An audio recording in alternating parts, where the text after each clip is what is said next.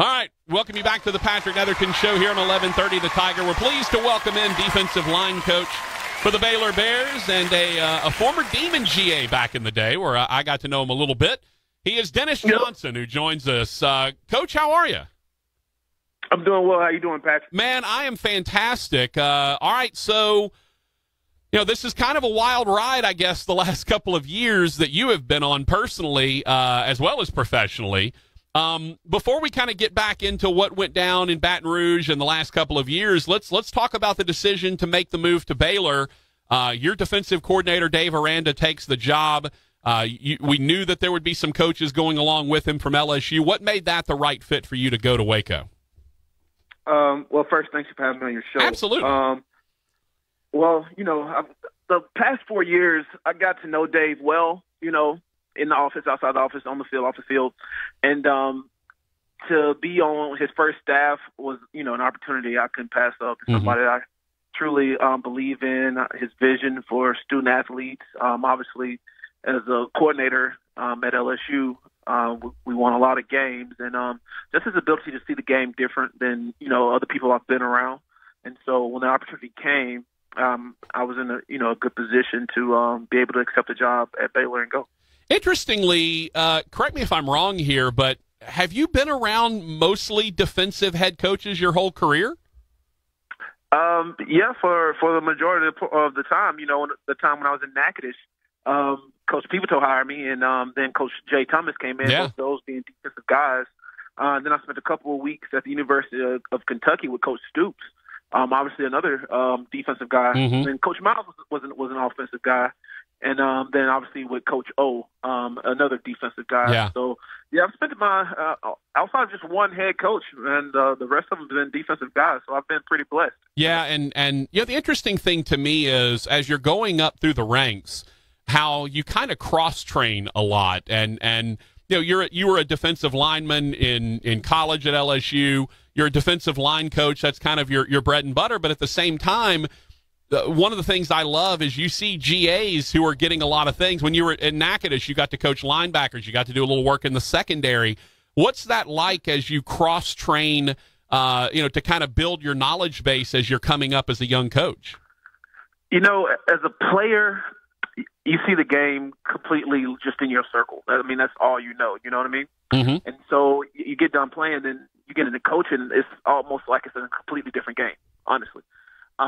So you have to see it, and when you get to go to different positions like linebacker, safety, being a defensive line guy, you see the defense and you see the game completely different. You start to see big picture. You start to really understand formations, and you get to understand what people are doing out of personnel, things that you really don't look at as a player, and especially as a defensive lineman in undergrad. And so having the ability to out the gate be in something completely different and kind of uncomfortable was a huge blessing for me. And then the people you get to learn from, obviously, at that time was Coach Pivotal with linebackers. Mm-hmm. And so just getting to understand the game differently and seeing it from a different perspective, and then coming back, full circle to coach the position that I just, know automatically, it's huge. It's huge. And I think if anybody ever gets an opportunity to, especially as a graduate assistant, to coach a position that they, didn't play, and just jump on it. Yeah, and like you mentioned, it gives you a better perspective. You mentioned Dave Aranda and being sort of a different guy, and you hear a lot of, professorial, the mental side of things with Aranda. Tell me about him a little bit, because you see there's a lot of D-line coaches, and I think Coach O is probably the same way, that are very fire and brimstone. They have that kind of preacher mentality. They may get after you, yell, a lot of that. But Dave Aranda, as a defensive coach, has always seemed very quiet. He doesn't seem like the guy who yells at anyone. Is that also carrying over during practice, or is he a little bit more vocal and a little bit more boisterous in practice than we see on the field? He's probably a little bit more vocal on a practice field than probably what you will see on a game day. But just as a defensive mind, and as a guy who sees the game, just different than other people I've been around, I can give you a good example. I think in maybe 2016, we're playing Alabama, and it's a home game, and it's like we're coming out defensively and we're stoning them. I think, at halftime the score was 0-0. We go into halftime, and I'm thinking, man, what we're doing is great. We don't have to make any adjustments. We don't have to change anything. Sure. And he automatically goes into, all right, we've stopped this. Now they're going to start trying to do this. They can come from this angle there, and so we need to go ahead and make these changes here, and there. I'm talking about in just straight out the half, and then we go out there, and sure enough, they're trying to attack us differently, and we're ahead of the curveball, and just stuff like that.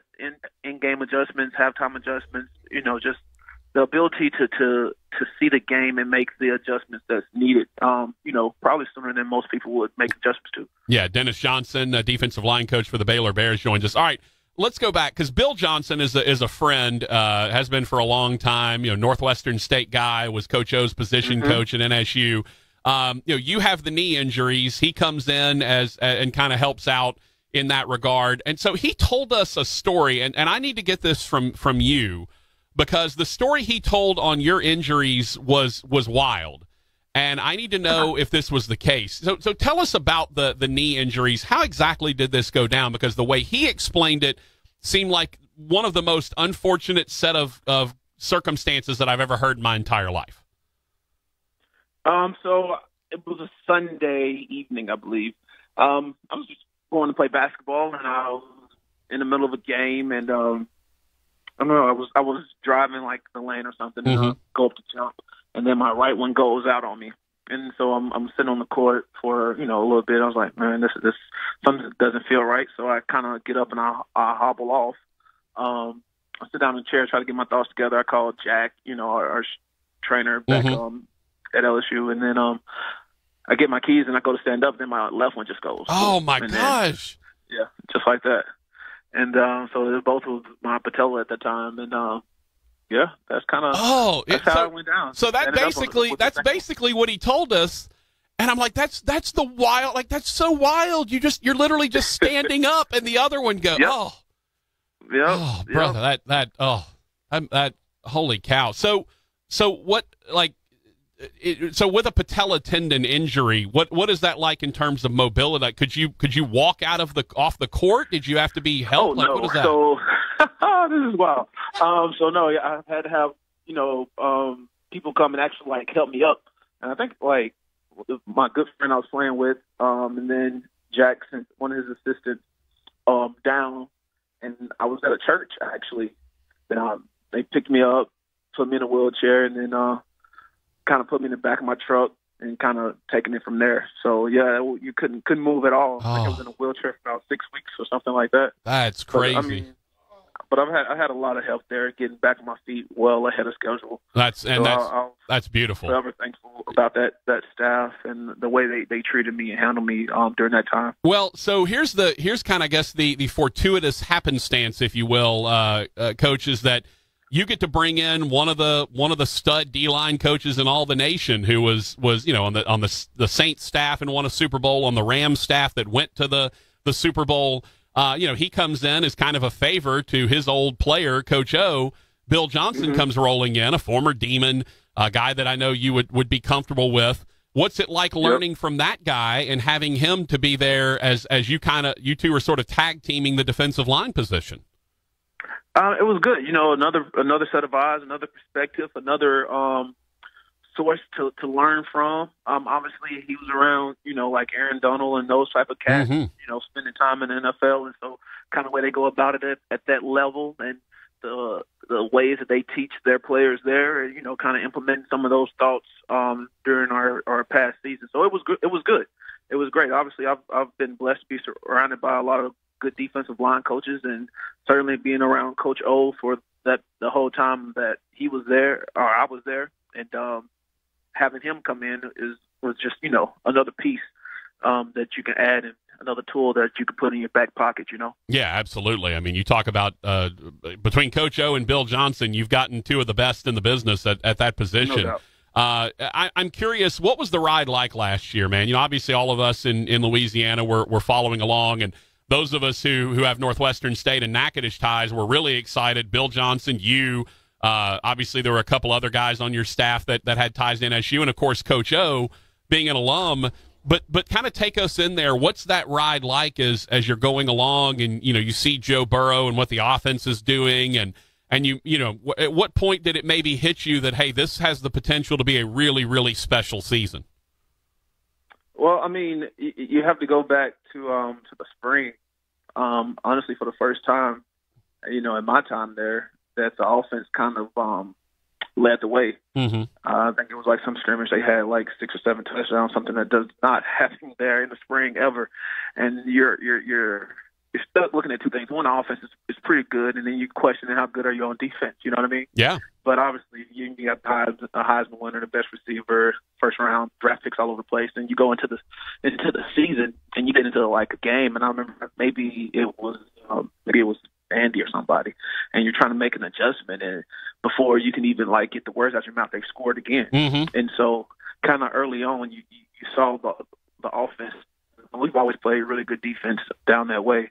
And so when it finally like meshes and everything, is on one accord pretty early on, you can kind of see where the ride was going. Then you go to Alabama, you beat Alabama, and pretty much from that point you got all the confidence that you need to kind of like carry out the rest of the season. Then obviously you got the SEC championship game when you beat Georgia Dome, you gain momentum. Beat Oklahoma in the playoff game. Then obviously finishing off in New Orleans, I mean, you couldn't write it better than that. And winning the last game, which is the goal going into any season for any team. So it was an awesome ride, something that I'll never forget. A bunch of great memories around a bunch of great people. Absolutely. Talking to Dennis Johnson, defensive line coach at Baylor. Coach, I mentioned during the lead up to the championship game against Clemson that I thought your unit was the most overlooked of the thing. Everyone talked about Clemson's offense and Trevor Lawrence. Everyone talked about Simmons and that Clemson defense. Everyone talked about Burrow and the LSU offense. I said, the group I think that decides this game is the LSU defense. Now, you come out, you get punched in the mouth a little bit, and what we heard post-game and after the fact was that maybe the game plan was too complicated, and Coach Aranda goes in and says, all right, we're simplifying things, and we're just going to play ball. Walk me through when it's, Clemson gets up early, a couple of touchdowns. Walk me through what's going on in the headsets. What are the adjustments being made? And was it that simple that, hey, we just simplified, threw out half the stuff we were worried about, we simplified it, and just played ball? Yeah, and it's a national championship game. I remember the first play, Clemson comes out, they run some type of like reverse play, and Caleb Vaughn, he starts on one side of the field, like the sidelines, goes over and makes the tackle on the numbers, and that's play one. So you got confidence, obviously, that our talent and our speed matches up well. They come out, they make a few plays, and we had to make a couple of adjustments. I don't think it was the point of being too complicated. Just Coach Aranda felt comfortable making a couple of adjustments here and there to the stuff that we had in, and kind of just settled in and just focused on that part of the game plan. And everybody got settled, and obviously offense started scoring, and the confidence comes back, and we started back rolling. Yeah, and I think I think everyone underestimated y'all going into that game.